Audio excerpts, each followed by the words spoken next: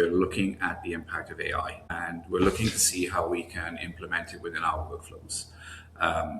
It used to be 5 years ago that all the writing of our proposals would have been predominantly done by one of the senior members of staff with support from our business development and marketing person. We've taught AI to look at all these projects now. So when an RFP comes out, it can tell us immediately, do we have the right experience that we're going after? Welcome to McStay on What Matters with Sean McStay. Conversations with people who think clearly about the work that matters. All right, welcome everybody to this week's episode of McStay on What Matters. This week I am very excited to have with me Ian Morgan. Ian is a principal and co-founder at Next Architecture here in Edmonton, and is well involved in everything from historical work to, non-volumetric modularization and everything in between. So Ian, welcome to the show. Thank you, Sean. Pleasure to be here. So as far as I understand, you trained in Wales, but you've ended up running a firm in Edmonton. Tell us a little bit about that story. Yeah, it was one of those things, like say, as a young 13-year-old kid, you're pretty much not sure about what you want to do in life. And the role of an architect popped into the head one day because I was pretty keen on sort of technical drawings. And then, did my degree at the Bartlett School of Architecture in London. Followed that up with my BArch, which effectively is my master's at the Welsh School of Architecture in Cardiff. And I was traveling with a friend one day and suddenly found myself in the great city of Edmonton, where I bumped into my future wife. And so she came to live with me in the UK for a while before her mum got sick. And then we came over to Canada in 2002. And when I landed here, I walked around a few of the firms, dropping off my resume, and I finally ended up with HIP Architects. They are one of the oldest surviving firms of architects in Edmonton. They trace their roots back to 1938 through a firm called Rule Win Rule. And I formed a good working relationship there for a number of years. Then went to work with Group 2 Architecture for a little while, where the P in HIP, Alan Partridge, approached me one day and asked if I wanted to start a firm with him. And that was back in 2016. And we're very fortunate enough that through the sort of process of succession, that we've also retained that legacy of HIP Architects and all the founding firms that went before us. So it's very much a great honor to continue in the light that these great people did. And, I think anybody doing research will see that, they've been responsible for a lot of the major buildings around Edmonton. And so we hope to continue that legacy. Yeah, fantastic. No, I mean, the Art Gallery of Alberta renovation, law courts. I mean, there's a prolific list of projects that you guys have taken care of. When you were approached by your partner now to start this business, what were you thinking about? What were some of the decisions you were weighing over of like starting a new thing versus, working for somebody else, I guess? Yeah, it's a great opportunity. There's a number of people that registered architects that don't get the opportunity to start their own firm. It can be quite costly. There's quite a lot of risk involved as well. Living through the years of COVID certainly had its challenges, but overall, I was just looking for that opportunity. I was at that point in my career where I was successfully managing multiple projects at any one time, and it just seemed to be that natural progression into leadership. We'd had some discussions around that with Group 2, and they weren't as fruitful as what I'd wanted them to be. And therefore, it was, an easy decision for me when Alan approached me. Given his long standing in the industry, he was able to financially set us up for the first couple of years through bank loans, etc., while we, fitted out our office space and bought all the hardware and software that we require for our business. So, it was an easy choice for me at the time, and one that just felt like a very natural progression in my career path. Okay. From a leadership perspective, what are some of the challenges that you've faced leading a team now versus being a sole contributor possibly in the past? It's very much as to say, we all have projects to go, pretty well for us that we make profit on, and we all have some projects that are not so successful. So I think with me, like I say, the key for us is that balancing that sort of workload throughout the office, making sure our staff members are utilized effectively, they're not overworked as well at the same time. So, these were broader areas of practice that I hadn't really worked with. You're not taught business at architecture school. It's quite a big leap up to start understanding really, all the intricacies of a balance sheet, knowing what the importance is of cash flow. So it was a very steep learning curve for me in the first couple of years of becoming a partner here and understanding how you have to manage that throughout the year. And like with any businesses, you have peaks and troughs, and sometimes they're cyclical. We're very much, the canary in the coal mine in many ways in respect to the construction industry. So when we see interest rates rising or escalation in the industry and owners tightening the belts a little bit, we generally can be the first ones to feel that.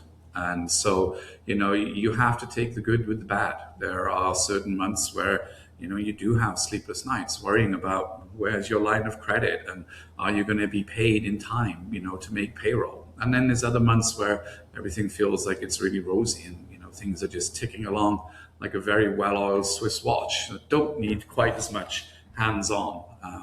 But no, it was definitely that. And at the same time as well, you formulate very good relationships with individuals, but, dealing with HR is a different situation yet again. And, I'll freely admit it probably wouldn't be one of my strong points, but, you reach out to experts. And so we're fortunate enough that, we get to work with a fractional HR consultant that takes care of a lot of that stuff. As an example, keeps us up to date on employment legislation, stuff that, again, as an architect, probably wouldn't know where to look for some of that information and probably would write it down incorrectly if I had, the full responsibility for it. So, it was those kind of things that were really, it became, we have a phrase here in the office that says that architecture is the least that we do. And it certainly seemed to be for the first couple of years, I was doing less and less architecture and more business and more management. So that would be the one big change I think I really saw in my career as well.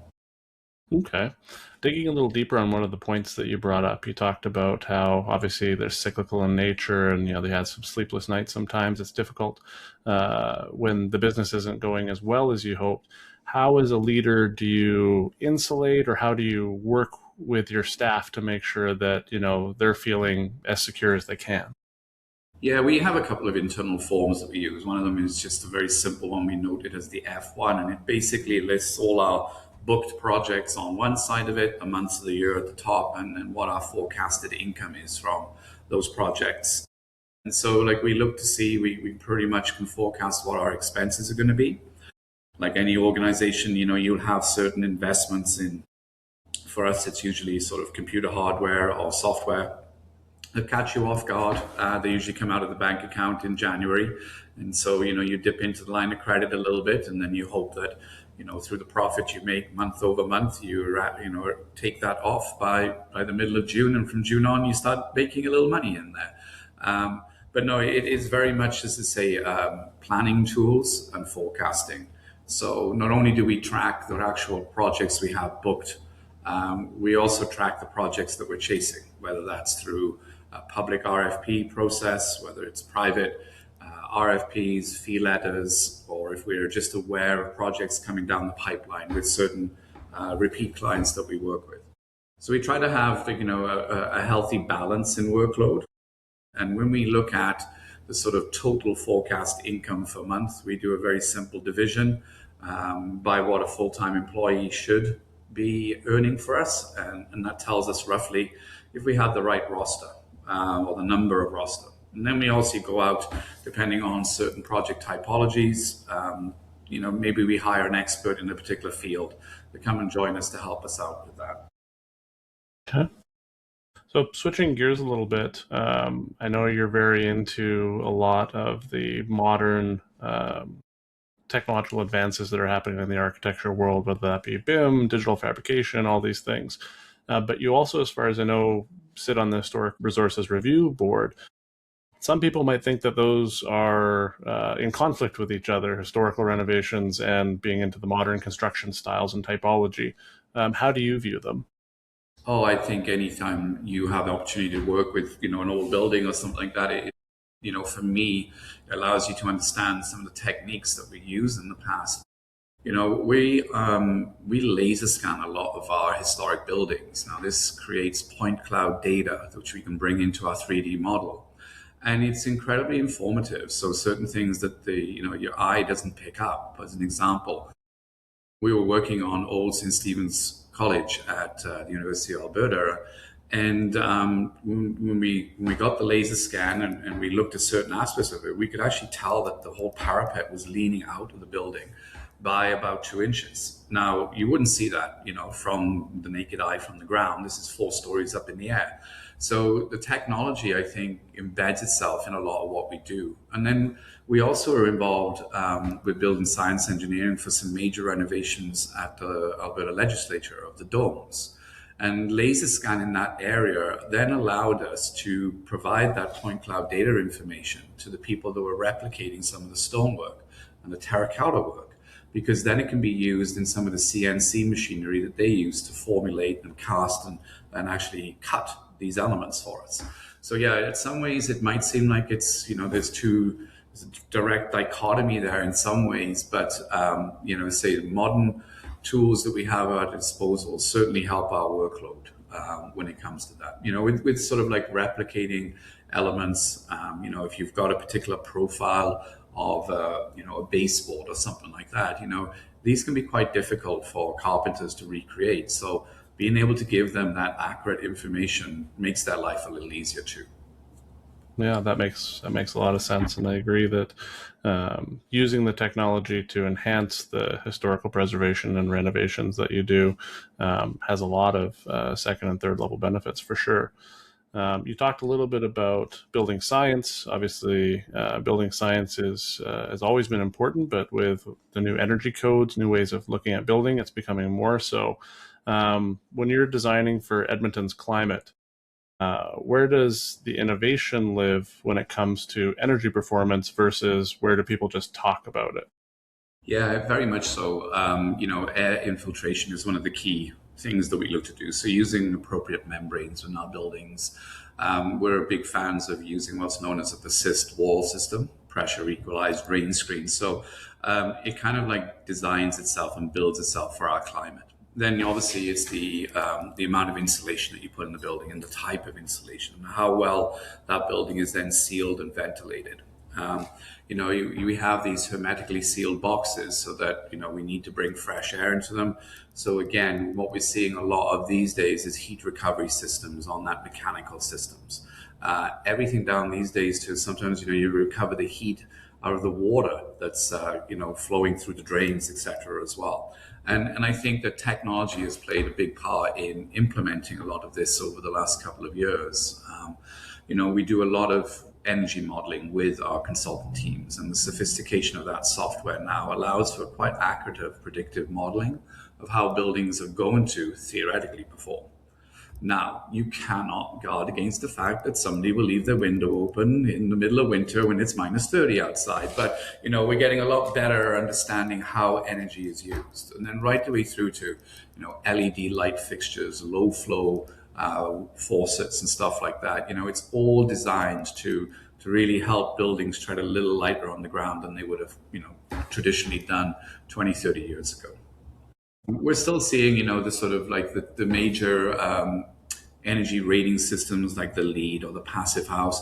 There's still a little bit of reluctance with some clients to take them on board. So we're often requested to do what we've termed shadowing. So, you do the intent of those energy systems without actually paying the money to get the building then registered and certified correctly. Okay. But one project that we were very successful with, the AUP headquarters building, where we actually implemented the well building system. This to me is a much more rounded approach to looking at how humans occupy buildings, and talks a lot more about occupant comfort and health. And that I think is sort of like, very good to look at that long-term operation of a building. and how you can improve it. We spend 8, 9 hours in buildings, so it's nice that they actually are comfortable for us too. Yeah. So you've talked a bit about the historical side, obviously the performance side. All of those things will run at some point into the budget. How do you work with your clients on value engineering and maintaining the budget, but not cutting out the things that are important to build a good building? Yeah, I think it's like very important at the outset of the project to talk money. Quite often it doesn't become part of the conversation until you're quite deep into the design, and then it can be a little surprising that you have to go back and change. So we're obviously very cognizant about having those conversations early, setting budgets within ranges. And then as the project develops, we have stage gates that we go through from a concept design to schematic, design development, contract administration, construction documents before we finally tender the work. So I think in many ways to say providing you're having good, accurate information being provided at these key stages where you look to, take the budget from what would be a Class C plus or minus 10%, whatever, right down to a Class A, which is, within 5%. Now, we know there's challenges within that of doing it. Estimating projects is incredibly difficult to do. Through the work that we do within our building information modeling, we've developed our own internal software, we call it digital quantities, where we're able to export the materials out of the building information modeling and put them into a spreadsheet. Now we're taking it one step further and we represent this data through Power BI, so it's graphically representational so clients can understand it better. But effectively, one of the pages we show creates a heat map of all the various costs in the project. So you can look at these large boxes and then identify where you're going to really move the needle. Sometimes what we're often asked is, client will say, well, the flooring cost seems a little bit high, and I put flooring into my cabin last week and I did it for, X amount of dollars. And then we have to tell them, yeah, but the flooring is one of these little boxes down in this corner here. We've got to be looking at the larger things. The other thing we always face, as I say, is trade pressure and escalation within the construction industry. We're acutely aware that there is a limit of skilled tradespeople, and there's only a certain volume of work they can do every year. So by this time of the year, books are full.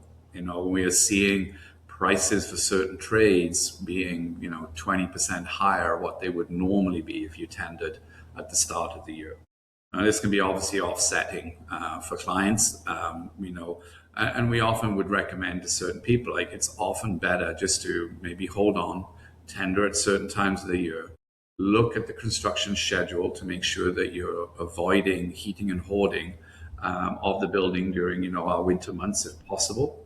And then look at other ways in which you can pivot, So as an example, we've had years where steel prices have gone through the roof, and we've then seen certain clients in certain buildings look back to maybe going with wood frame construction. Or if brickwork, as an example, is expensive, we will suddenly change that into a stucco material or a hardy panel or something else. But when you have the quantities out of the model, you can actually look to see where you can make, some positive incremental changes. So you talked earlier about, sometimes projects don't go the way that we want them to. You obviously, with the systems that you're developing and you just spoke about, are taking some of the risk out of that. When you look at the projects that still don't quite go the way you want, are there any commonalities where they tend to fall down? I think with some of them, it can be around the knowledge and sophistication of some of the clients. If we work with long-term partners, we kind of get to know each other. So there's very much a stronger relationship and understanding of what each person does when they're in the room. We have a phrase here. Sometimes, certain clients are drawing dyslexic. You can show them an amazing set of 2D plans, drawings, elevations, but they're not trained to formulate that into a three-dimensional picture. So quite often, we will find that we think we've got sign off on the design. We think everybody's really happy with it. And then sometimes as we develop more information into it, then the client maybe has a rethink about certain stuff. As I noted earlier, if you're not doing these stage gates with budgeting, it can be that we've tendered the project, we tendered it at a bad time of the year. The project can come in 10, 15% over budget. And then you have to, work with the client, work with the contractor, work with the subs to see if you can engineer that building then to something that is available for the budget. Now, you can make compromises on your system. So as an example, you could have a highly energy efficient building that doesn't cost very much to run.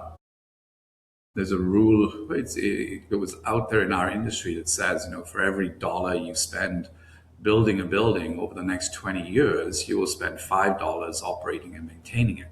So obviously, if you can stick that down to $4 operation and maintaining, you got more money in that upfront cost. But these are conversations around that life cycle and those kind of provisions in a building. If you have them early with a client, get them on board with what you're trying to do, and hopefully you don't have to regress and make retroactive moves on your designs as you move forward. Okay.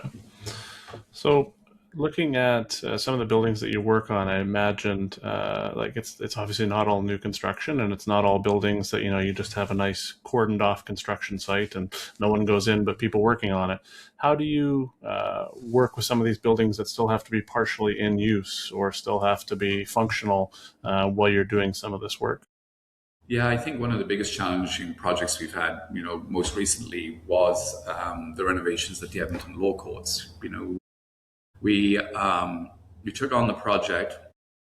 They had a scope confirmation report was prepared, which showed, I don't know if you remember, but the old law courts had sort of a double-barreled roof atria between it, and the intent was to try to modify those, curved trusses to make a flat roof area. And we just knew it would have been incredibly labor-intensive on site and very disruptive. Now, when we started the project off, the project manager told us, you do realize that we can't close the building. This is the center of law in Alberta, and there's no way we could have shut down the building for 6 or 8 months, move people into temporary courtrooms. So we quickly came up with an idea for this project, which was effectively building the new envelope outside of the existing envelope geometry. In that way, we could get the building sealed and then selectively remove the old structure as opposed to, fully demolishing it in that regard. Now, it took a lot of careful planning. This is also a site that has little or no laydown area for the contract. So literally everything had to come off the back of a truck and be placed on site immediately. Logistically, it was very challenging. Obviously, from a health and safety point of view, we were working high above the floor of the main Galleria area. So we created the scaffolded, what we called it the dance floor, that sat about 4 stories up in the air. It provided a platform for all the workers, and it also meant that if they dropped anything, it wasn't going to, to land on anybody below. So there are ways and means, but as I say, logistically, you have to be aware of all these elements when you commence the project. We had to surgically insert steelwork right through into the basement structure, through the cafeteria, carefully avoiding the pedway system, escalators. So it was a real 3-dimensional puzzle. But again, by laser scanning that building beforehand, we knew where everything was. So when we were designing our steelwork with the engineers, they didn't have to come and site measure before fabricating. They worked directly from our model. And that not only saved time, but it gave everybody the confidence that when the steel came to site, it would actually fit. We didn't have to have some guy site welding or shimming areas in order to make the actual geometry work. And I will say, it was something that really surprised me about those 2 buildings. They were built in 2 separate stages. And, they didn't quite have the level of survey equipment and stuff like that we have these days. But they actually were only out to parallel by 5 millimeters over total F of about 50 meters. It was astonishing how close those buildings were together and how accurate the construction had been. We're doing another project right now over at the Glenrose, and it's basically renovating their aquatic therapy pools. And so we have the original drawings, which showcase part of the building being this sort of off-site, manufactured series of columns and beams that were prefabricated and then brought to site and bolted together. Well, we have one area where the column is out from where it should be by about 4 inches. Wow. So, it's only when you laser scan these buildings that you get that level of detail that you can then make sure that you incorporate it within your new designs. Okay. So you've talked a lot about the technology that you use as part of your design process, and even going so far as making your own system for it. But I can imagine, like, you guys have 19, I think, ish people working at your firm. Some of these very complex projects, you're competing against firms that are 10 times your size at some points. How do you go to market with that? How do you use that as an advantage? I think with us, it's we really advocate client service. So we are deliberately mid-sized for that reason. You know, there is only a certain amount of time there is in the day that I can then devote to actual project work versus what I'm doing managing the firm. Now, I'd rather be effective on my projects where I can devote 4 or 8 hours to them. If I'm running a big firm where I might have 30, 40 projects under my portfolio, you can only imagine how little service I'm actually paying. I become more of a leader of the firm as opposed to the leader of the projects. And that for me was critical about what we do. Architecture, you start off in the C-suite at the boardroom level talking, concepts with building owners, but you've also got to be as comfortable standing in the trenches with your work boots on, talking to the guy, setting all the formwork for the foundations. And that's something that, as what we would normally term the craft of the architect, which I thoroughly enjoy. I like being in those environments. So for me, the mid-sized firm offers me that opportunity to still go out and get dirty every now and again and see the buildings, coming out of the ground, versus just being in meetings all day long. So, Yeah. So looking at the size of your firm and being purposeful, like you said, about the size of it, when you're looking at potentially adding a person to the firm, what are some of the questions that you ask yourself when you're looking at that? well, I think it's one of the distinguishing factors we have is that we're very much a flat organization. I know many people might say that, but Alan and I, as partners of the firm, we sit at exactly the same desk as everybody else does in an open plan studio. We don't have the private office with a shut door. If you need to make a phone call, you come in one of the boardrooms. And I think that being present shows a sort of like a more of a hands-on approach to what we do. We're also highly conversant with the software that we use. So, the building information modeling is done through a software called Revit. Alan was one of the founders of bringing this type of software into Canada and sat on the Canada BIM Council for a number of years, has lectured widely in its use. And it's the same for me. And I came over here from the UK. I was already using a similar form of 3D modeling software called ArchiCAD. So, that's the one thing that sets us apart. We also, I would say, as architects, we like our architects to have a very solid technical grounding. So when we bring architects in, even as like junior interns and everything like that, we want to make sure that when we train them, they are very, exposed to building technology and how you actually detail a building and how all these pieces come together. At the same time, when we take on junior technologists coming out of something like the NATE or the SAPE program, we expose them to the world of architecture a little bit as well. So we take them to client meetings. We show them, how to design at the very basic level. So they have a very rounded education coming through us. And then if we're looking for somebody that's a little bit more senior, you look to see what kind of past projects they've worked on, what kind of experience they have. And then for us, it's like, because we're so heavily involved in the Revit software, that is very much a key driver for us. It's somebody that's got that basis of knowledge that they can transfer into our work. Then, as you say, in the initial, couple of months of people joining us, we try to bring them on, at the right pace. So again, being cognizant of the fact of the workload that they have, so that they learn our systems, learn the certain ways in which we like to do things, learn our, what we call our BIM execution plan, about how we like to set up our models and the reasons why we've done it that way too. Okay. So last question for you for the show, whether it's to do with architecture or leadership of your firm, what matters to you right now that maybe wasn't something that mattered to you 5 years ago? I think with us, as I say, like we are obviously similar to any other industry. We're looking at the impact of AI, and we're looking to see how we can implement it within our workflows.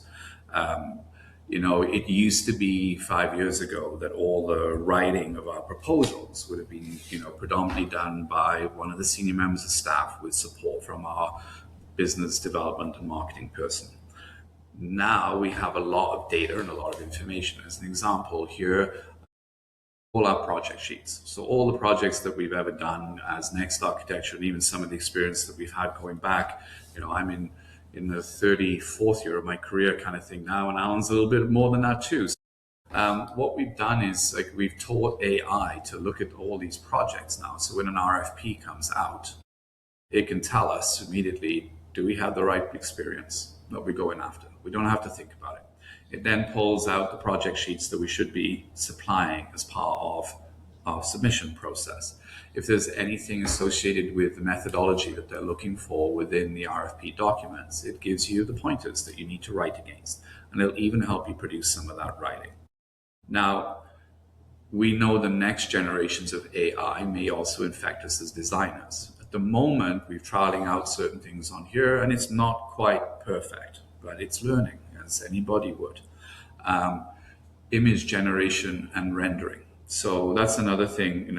We used to just produce elevations of our buildings, and occasionally we'd bring on board a perspective artist to give a sketch of what it might look like. They got more sophisticated. Sometimes you'd have a watercolored, sketch artist come. And over the years, we saw that going into, very complex rendering systems. Now, these would take huge amount of computer power. When they first came out, sometimes you'd have to use a render farm, which would have 20, 30 computers all linked together, processing it to create the one image. Now I can take a black and white drawing, put it into AI, and ask it to render it for me, and it does it within minutes. The next round, is it going to be the best designer? I still don't think it's going to quite be there. There's a lot to analyze as an architect when it comes to site, climate, and conditions, and the actual design approach that you bring to a project. There's a lot of finite things in there that I'm not sure you could really prompt an AI engine to do for you right now, but maybe in the future we will. So that's one of the things I think that, like any industry right now, if you're not aware of what's coming up behind you, you sure as hell think it's going to bite you in the butt when you don't expect it. So we try to look forward as much as we can, but with that little look over the shoulder on occasions, see what other people are doing, see how we can respond to it accordingly. And one of the things I think we've always done is we've set aside time, effort, and money in the firm within what we call our digital practice to make sure that we do have those technological tools available to us. So one of the principals here, Scott, will often trial stuff on the side and then bring it forward to us for implementation within the office. So, we're constantly looking at ways in which we can, somehow just shave off those extra couple of inches or a couple of hours here and there to provide better service to our clients. Yeah, fantastic. Well, thanks so much, Ian, for being on the show today. For everyone watching and listening, I'll put links down below to Next Architecture. You can check out some of the projects they're working on. And with that, remember, until next time, focus on what matters. Thanks. Thank you.